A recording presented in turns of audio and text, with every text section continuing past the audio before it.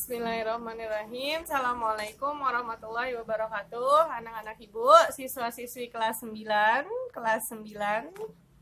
Aduh, ibu pengen mau marah tapi ini di YouTube gitu ya. Anak-anak ibu kelas 9, tolong dong semangatnya, partisipasi belajarnya dijaga. Kalau bisa yang sudah nonton video ini tolong diinfoin ke teman-temannya, dibilangin ke teman-temannya. Karena sampai hari ini kelas 9 itu yang aktif hanya sekitar 20 orang dari 36 orang. Berarti hampir setengahnya tidak aktif. Kemana, kenapa? Ayo dong diajak teman-temannya ya. Ibu titip pesen buat yang masih belum aktif, tolong diinformasikan. Kalian sudah kelas 9, dikit lagi mau lulus, jangan main-main gitu ya. Walaupun corona, se-Indonesia corona, gak cuma di Depok aja. Jadi kamu harus tetap belajar, oke? Oke anak-anak ibu, pada pertemuan kali ini kita masuk materi prakarya pertemuan yang ketiga. Kali ini kita masuk di bab 2. Namun sebelum lanjut ke bab 2, Ibu kembali mengingatkan bahwa pada pertemuan minggu lalu Ibu memberikan tugas halaman 15 dan halaman 16, bagian A dan bagian B, dikerjakan langsung di LKS-nya, lalu difotokopi nanti dikumpulkan pada saat minggu ketiga, tanggalnya tunggu wali kelas yang ngasih tahu. Jelas ya? Jadi ulang tugasnya halaman 15 dan 16, uji kompetensi 1, bagian A dan bagian B, sudah dikerjakan kemudian difotokopi. Setelah difotokopi, fotokopinya yang dikumpulin ke sekolah bersama dengan tugas yang lain. Nanti tanggalnya akan diinformasikan oleh wali kelas di minggu ketiga bulan September, jadi bulan depan, jadi nggak ada alasan belum selesai. Jelas ya? Oke, pada materi kali ini kita akan membahas tentang instalasi listrik rumah tangga. Nih yang suka ngotak-atik listrik kipas di sekolah. Nah, kali ini kita akan membahas tentang instalasi listrik rumah tangga. Namun sebelum kita masuk materi, mari sama-sama kita berdoa terlebih dahulu. Berdoa, mulai.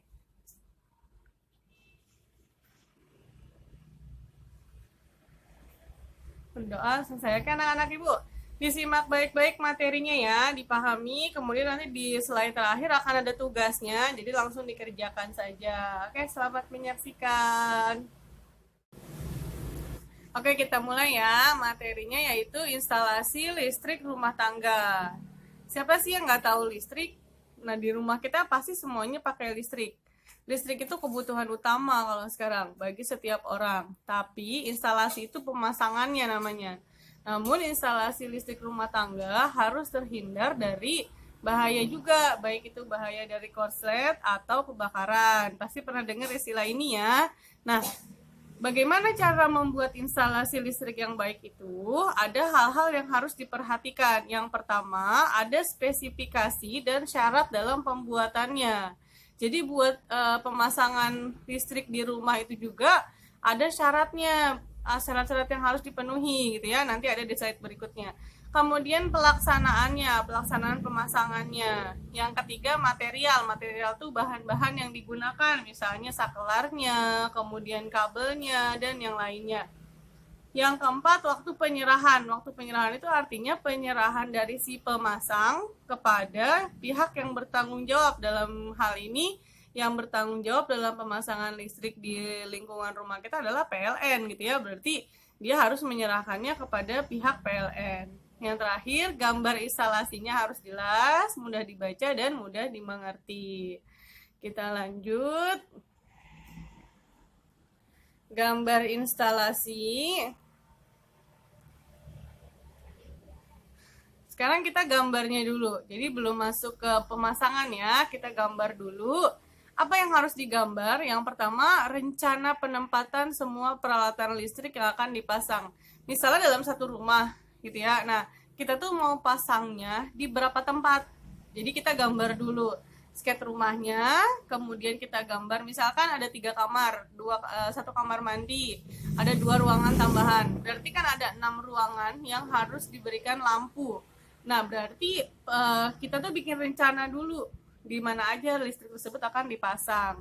Setelah sudah digambar rencana penempatannya, baru yang kedua rencana penyambungan peralatan listrik dengan alat pelayanannya. Kalau di kita tuh alat pelayanannya berarti kWh meter atau meteran listrik yang ada di depan rumah kita. Jadi setelah dipasang, kemudian disambung peralatannya menjadi satu bagian dan terhubung ke pelayanannya tadi. Maka yang ketiga, hubungannya antara peralatan listrik dan sarana pelayanan. Baru yang terakhir, data teknis penting. Kayak misalnya catatan berapa meternya, kWh meternya, dan yang lainnya. Yang selanjutnya adalah diagram instalasi garis tunggal. Nah, ini diagramnya. Di bukumu ada ya, Nak? Di buku LKS itu di halaman 19 itu ada diagramnya. Jadi kamu bisa lihat di diagram itu. Jadi modelnya nanti seperti itu. Nanti akan ada praktek kamu Ibu minta untuk membuat diagram seperti ini gitu ya. Jadi dibikin diagram perlengkapan hubungnya, baik mengenai ukuran, daya nominal tiap masing-masing komponen listriknya, kemudian keterangan bebannya yang terpasang dan baginya berapa. Misalnya kWh meternya 900 watt gitu kan. Berarti pembagiannya berapa nih gitu. Apa aja yang dipasang. Itu namanya keterangan bebannya. Kemudian yang ketiga, ukuran dan jenis hantaran yang akan digunakan, voltasenya gitu. Ada kWh, ada watt, ada voltase. Jadi tolong dibedakan ya.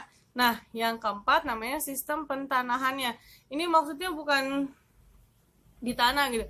Maksudnya pentanahan itu sistem dalam menanam peralatan tersebut gitu. Apakah dimasukkan dalam satu pipa, apakah ditanam dalam tembok. Nah, itu namanya sistem pentanahannya ya. Yang selanjutnya adalah gambar perincian atau keterangan yang diperlukan. Yang pertama, perkiraan ukuran fisik perlengkapan hubung bagi. Hubung bagi itu maksudnya gini, dihubungkan kemudian dibagi-bagi kayak tadi ya, 900 watt itu dibagi ke berapa alat listrik gitu, berapa saklar biasanya. Yang kedua, cara pemasangan alat listriknya. Yang ketiga, cara pemasangan kabel. Dan yang keempat, cara kerja instalasi kontrolnya jika ada. Ada gambarnya di halaman 20 di buku LKS. Nah, kamu bisa lihat tuh masing-masing bagian. Tanda X itu berarti tempat di mana listriknya dipasang. Kemudian yang gambar bulat itu berarti satuan atau apa namanya, cara kerjanya atau kontrolnya tadi di yang tanda bulat gitu ya. Nah, setelah sampai di cara kerja, maka kita juga harus membuat gambaran pengawasan dan tanggung jawab. Sebelum dipasang, siapa nih nanti yang akan mengawasi dan siapa yang akan bertanggung jawab gitu ya. Pengawasan dulu. Yang pertama, harus mendapat izin dari PLN setempat. Dan biasanya kalau kita yang masang listrik memang petugas dari PLN gitu ya, bukan dikerjakan oleh individu. Tapi jika mau mengerjakan secara pribadi boleh, tapi harus mendapat izin dari PLN dulu. Yang kedua, harus dilakukan oleh orang yang ahli dalam pekerjaan instalasi listrik. Seperti yang bilang di awal tadi saat opening, harus dikerjakan oleh orang yang ahli karena ini listrik berbahaya gitu ya. Atau boleh juga yang ketiga, harus diawasi oleh seorang pengawas yang ahli. Kita yang ngerjain, tapi kita diawasi oleh orang yang memang ahli, sehingga ketika terjadi kesalahan, pengawas tersebut bisa memberitahukan kita sehingga terhindar dari hal-hal yang tidak diinginkan. Yang keempat, harus dilakukan oleh orang yang berpengalaman. Yang kelima, setelah selesai dilaporkan ke badan pemeriksa atau ke PLN tadi ya. Misalnya kita buat rangkaian udah selesai nih, nah terus kita mau masang, udah boleh belum dipasang. Nah, namun sebelum dipasang kita harus tetap dulu melaporkan hasil rekayasa kita kepada PLN. Yang keenam, setelah dinyatakan baik sama PLN, dicoba dulu baru digunakan. Jadi jangan langsung udah baik terus langsung dipakai, nggak bisa, dicoba dulu. Ada masalah nggak? Biasanya masa percobaan itu 2-3 hari. Kalau dalam waktu 2-3 hari tidak ada masalah, baru digunakan. Yang ketujuh, pembuat atau perencana instalasi bertanggung jawab. Nah, yang buat tadi harus bertanggung jawab apabila terdapat kesalahan atau hal-hal yang tidak diinginkan. Ya. Nah, tadi persyaratan, sekarang pengawasan.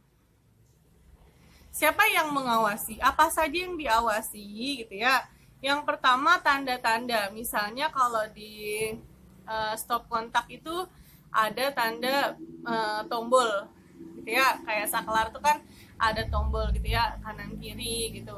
Atau misalnya kalau di terminal, atau terminal itu colokan yang banyak, dia ada tombol on off gitu ya. Nah itu namanya tanda-tanda yang harus diperhatikan. Kemudian peralatan listrik yang dipasang apa aja, misalnya kap bohlam lampu, apalagi misalnya penyangga kipas angin atau kipas anginnya, dan yang lainnya. Cara pemasangannya, misalkan cara memasang apa namanya, saklar atau apa namanya, colokan yang ada di tembok tuh yang ditanam. Nah, bagaimana cara memasangnya seperti itu. Yang keempat, polaritas, polanya seperti apa. Kan ada yang biasanya kalau listrik polanya selalu berada di tembok dan posisinya agak tinggi. Kenapa? Menghindari terjadinya menghindari terkena air gitu ya. Itu namanya pola. Pentanahannya tadi sudah. Kemudian tahanan isolasi. Kan kabel itu dari plastik gitu ya. Jadi harus ada tahanan isolasinya. Dan yang ketujuh, kontinuitas rangkaian. Jadi jalur rangkaiannya ada seri, ada paralel gitu ya. Mungkin di pelajaran IPA dulu pernah apa namanya, pernah dijelaskan gitu ya. Nah, lalu sebelum kita memasang listrik, ada yang namanya standarisasi dan persyaratan instalasi listrik rumah tangga. Jadi ada standarnya juga. Kenapa pakai standar? Adalah untuk mencapai keseragaman supaya sama. Jadi antara ukuran, bentuk listrik, bentuk dan mutu barang yang digunakan di pasaran sama yang kita pakai di rumah itu juga sama. Jadi ada ukurannya, ada apa namanya, batasan tolak ukurnya. Kemudian yang kedua, keseragaman cara menggambar dan cara kerjanya. Ibu yakin di rumah siapapun teknik kerja listrik, kalau nyalain lampu ya saklarnya ditekan ke bawah gitu ya. Nah kurang lebih seperti itu, matiin berarti ditekan ke atas. Nah itu namanya sama, jadi seragam gitu ya. Jadi kalau ketika ada kesalahan apapun, penyelesaiannya lebih cepat gitu ya. Nah anak-anak ibu, konstruksi listrik itu pekerjaan yang rumit ya. Jadi standar itu sangat diperlukan, standarisasi itu sangat diperlukan. Kenapa? Untuk mengurangi pekerjaan tangan dan pekerjaan otak. Karena kalau berubah lagi, maka harus mikir lagi gitu ya. Nah, selain itu untuk apa juga? Lebih baik dan lebih efisien, lebih murah. Ya, sehingga siapa aja bisa apa namanya, bisa membuat, bisa melakukannya gitu ya. Sehingga dapat menurunkan harga pokok dan meningkatkan mutu. Standarisasi juga membatasi jumlah bahan dan barang sehingga mengurangi kemungkinan terjadinya kesalahan. Nah, kalau misalkan kita ada waktu bertemu mungkin lebih jelas, tapi kalau misalkan kamu masih bingung, kamu bisa buka di LKS ya, tadi halaman 19-20, lalu kamu ambil aja di rumah tuh bekas steker, namanya steker lampu tuh yang buat apa namanya, colokan. Nah kamu ambil, nah kamu buka, di situ nanti ada ya alat-alatnya, sama kok. Peraturan umum untuk instalasi cahaya dan tenaga.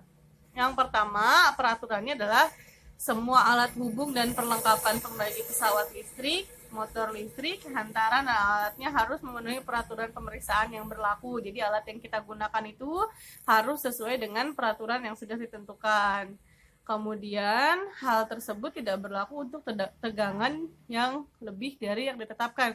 Ini rumahan ya, kalau di perusahaan lain lagi. Jadi ini peraturannya khusus untuk di rumah. Kalau di perusahaan, di perkantoran, gedung-gedung bertingkat, papan reklame, kan ada pencahayaan juga tuh, itu lain ya. Kemudian yang ketiga, tegangan untuk instalasi penerangan arus bolak-balik boleh lebih tinggi dari 300 volt. Biasanya kan kalau di rumah kita 450 paling kecil ya. Ini paling kecil 300 volt, artinya lebih dari 300 volt gitu ya. Terus instalasi harus terdiri paling sedikit 2 golongan dan tiap golongan tidak lebih dari 12 titik hubung. Dan untuk pemasangan yang baru tidak lebih dari 10 titik. Yang terakhir, setiap golongan penerangan pembagian arusnya harus sama. Jadi supaya menyeimbangkan nantinya. Oke anak-anak ibu, ini tugas prakarya pada pertemuan kali ini. Tugasnya adalah kamu menuliskan 5 alat listrik beserta fungsinya yang ada di rumah kamu aja. Apa aja tuh alat listriknya di rumah ya. kemudian nanti langsung tulis aja jawabannya di link Google Form yang di-share bersama dengan video ini ya. Anak-anak Ibu siswa-siswi kelas 9 dipahami baik-baik materinya. Kalau masih kurang jelas silakan dibaca LKS-nya. Tugas yang dikerjakan, kita ketemu lagi nanti. Materinya cukup sampai di sini ya. Terima kasih. Demikian tadi pemaparan materinya ya. Cukup jelas kan? Ibu rasa cukup jelas. Kamu pasti udah pernah coba-coba mengutak-atik listrik yang ada di rumah, atau kalau misalkan belum pernah, boleh mulai dari sekarang dicoba. Nah, alat-alat yang tadi Ibu sebutkan, kamu bisa lihat gambarnya di buku LKS atau di YouTube, kemudian kamu lihat rangkaiannya, kemudian nanti disambungkan, bener nggak, dibuktikan bener nggak teorinya dengan prakteknya, gitu ya, iseng-iseng aja. Tapi Ibu ingatkan bahwa ini listrik, jadi cukup berbahaya, dan pastikan kamu ketika mencoba bersama dengan orang yang berpengalaman ya. Karena anak Ibu rasa cukup. Terima kasih atas segala perhatian dan semangatnya. Ibu titip pesan buat teman-teman kamu yang masih belum aktif, tolong di-share pesan Ibu baik di grup WhatsApp pribadi kamu atau di grup WhatsApp main kamu, terserah. Tolong diinformasikan kepada mereka yang masih belum aktif. Dapat salam dari Bu Ajijah untuk segera aktif gitu ya. Terima kasih atas segala perhatian. Kurang lebihnya Ibu mohon maaf. Kita ketemu lagi di pembelajaran berikutnya. Terima kasih. Assalamualaikum warahmatullahi wabarakatuh. Dadah.